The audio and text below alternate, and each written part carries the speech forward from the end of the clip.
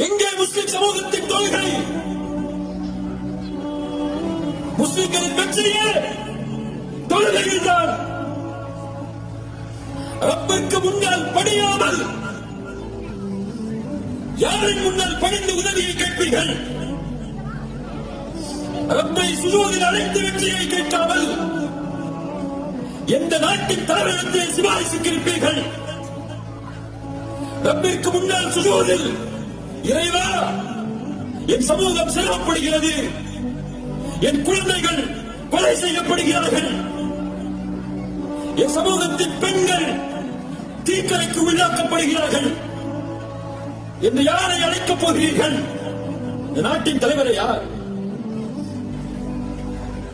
கொடிகளை பிடித்துக் கொண்டு போராட்டங்களை மட்டுமா?